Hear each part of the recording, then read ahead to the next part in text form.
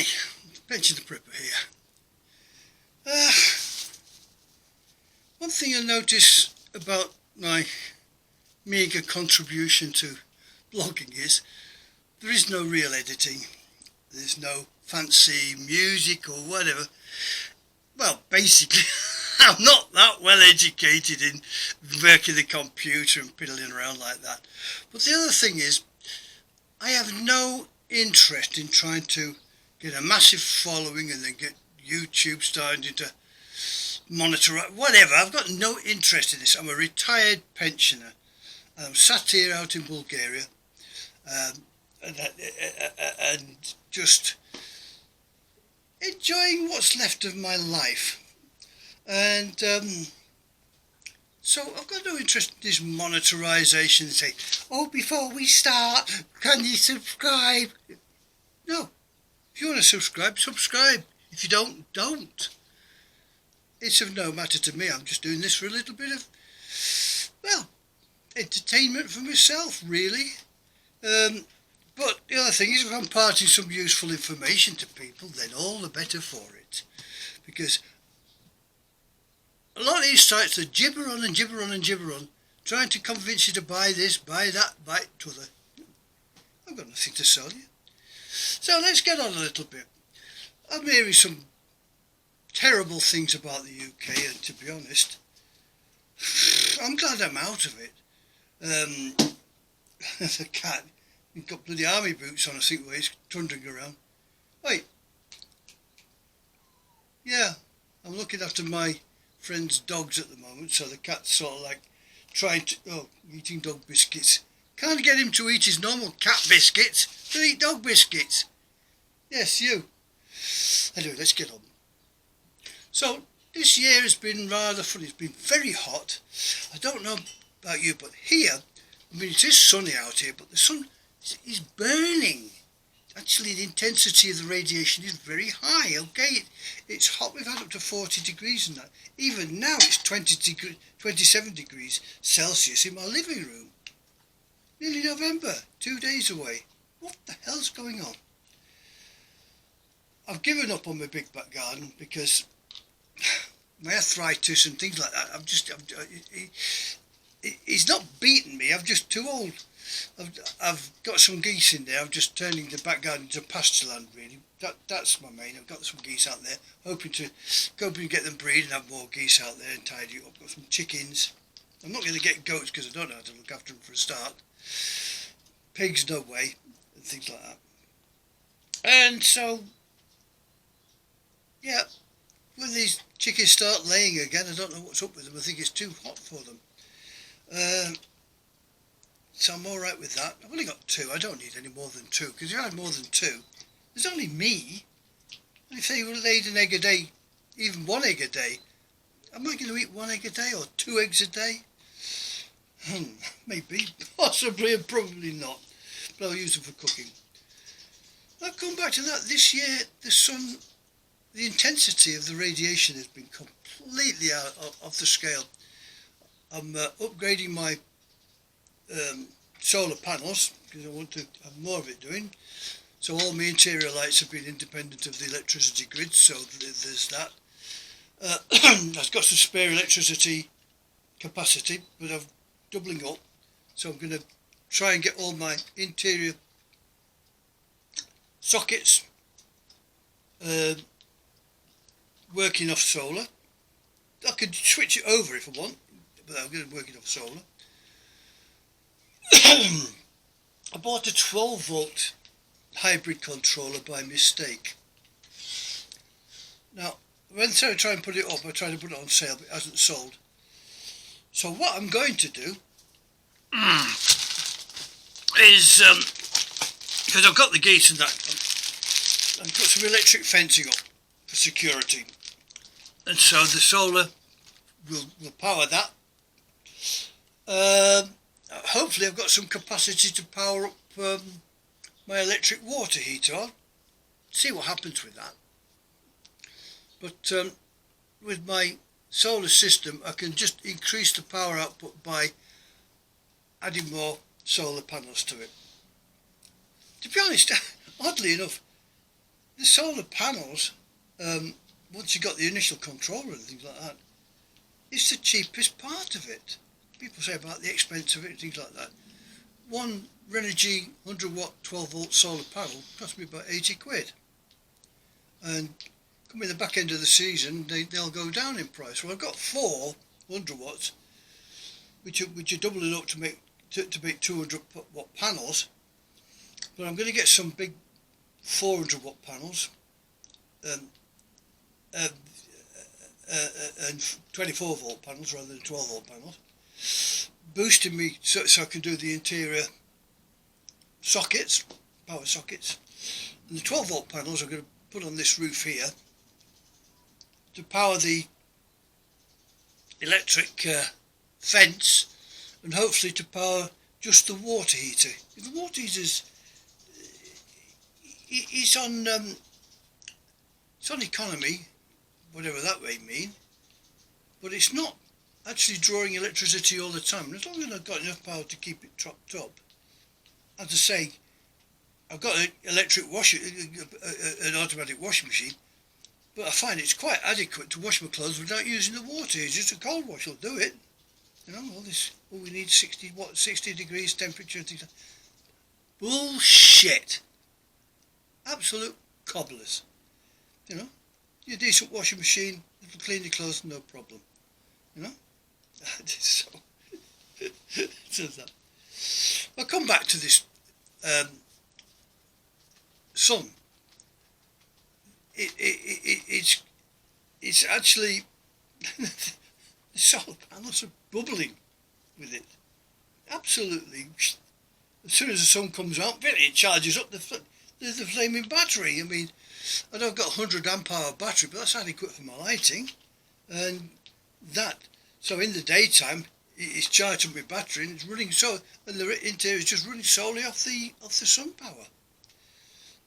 Hopefully that'll be the same for the internal sockets. But the other part of this temperature, it's been 40, 42 degrees, it's been absolutely scorching here. And the nights have been sweltering, Jesus. I've had to have the fans on constantly. That's been drawing off the solar panels. I have these fan lights and the fan's totally above my bed, and even so it's been uncomfortable. I'm not bothered with solar, with air conditioning, because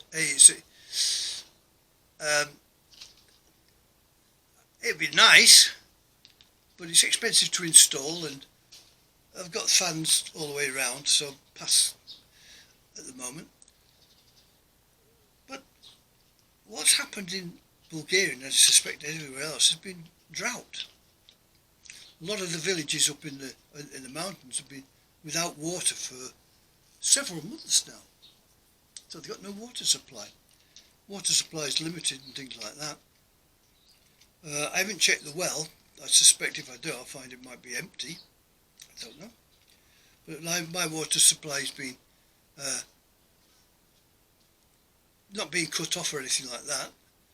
I've had power cuts, but there again, that doesn't bother me very much because I've got power anyway. But I come back to it. I'm just peeling some spuds because I might have got some dinner, but I had to go to Kaufland's for these, and it's the same all over. Look at the size of them. The size of the damn things. And I don't know what it's like in the UK for spuds, but the size of them are minuscule, and it's even smaller than this. These are what I've picked out to try and prepare them for my lunch. So it's been drought. So I don't know what the crop yields are. I mean, I've not got that part of that information. I know they've been harvesting in the fields. I don't know how the crop yields are. There are probably more knowledgeable people out there than me on that issue. But it's coming on for autumn, so the walnuts are starting to drop. Look at the size of them, minuscule. It's because there's been a lack of water for the for the walnut trees to draw upon.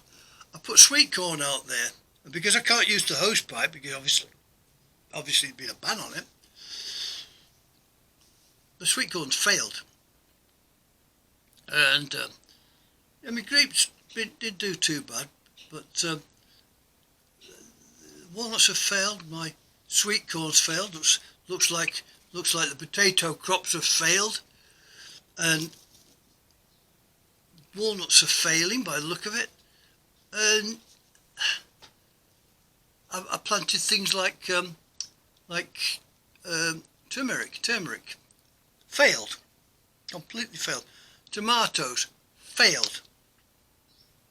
Not enough water. And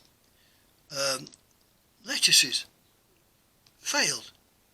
I mean, the peppers, they're in pots, so they didn't do too bad, but even so, they were small. Cucumbers, failed. Mind you, it might be just me being very totally inexperienced, but the produce that's on the markets, in the local markets, do not look up to par. As I say, my chickens haven't laid for at least 6 weeks. Probably due to the heat. I've got some goslings, 4 of them, and they're thriving. I've just got them out in the backfield now, but things like that. But the goslings will eat weeds, so they'll supplement their income with weeds, and that, which is very useful. But in my mind, global warming is what's causing it. Now, the cause of global warming, I debate, and so do a lot of other people. As I said, I'm not that clever. I haven't got facts and figures in front of me and things like that. I know people saying going to EVs, but EVs are more of an ecological disaster than a petrol engine. I've got a diesel car out there, but I only use it for when I absolutely need to. And so it's adequate for me. But I mean, I don't travel very far. I go to get my shopping when I need to, and sometimes the odd socialisation. So I try to keep that footprint small, and I don't know. It's been a very, very strange time. So anyway, I look at my family at the UK. They tell me things that's going on in the UK. And to be honest, I'm not very impressed at all. I'm a historian by education. Okay, my education started truly till I was 38. Then I went back. I was doing all sorts of work before that, labouring, building work, oil refineries, taxi driving, anything to make a living, even a dustman.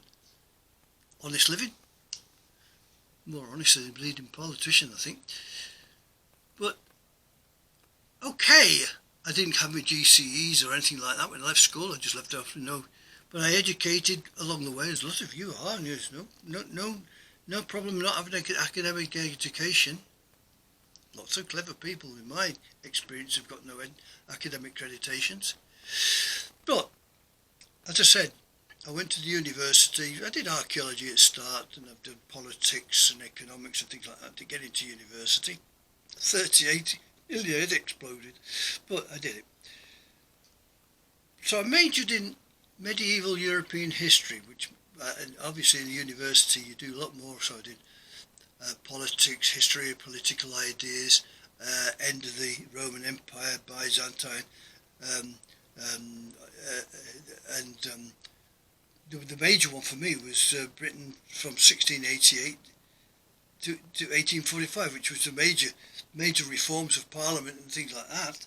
Did American history, that was right from the Revolution upwards, and which made I came into the Constitution. And English got a Constitution, you know that.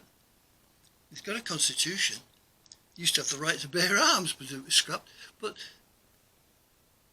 with all that, and my historical reading, because out of interest, is very wide. But one of the things which has struck me, I'm going to go to Keir Starmer and his policies. He's a tyrant. He's actually a tyrant, and the policies and the ways dealing with the UK public is acting more like the Chinese Communist Party than anything that's constitutional in Britain.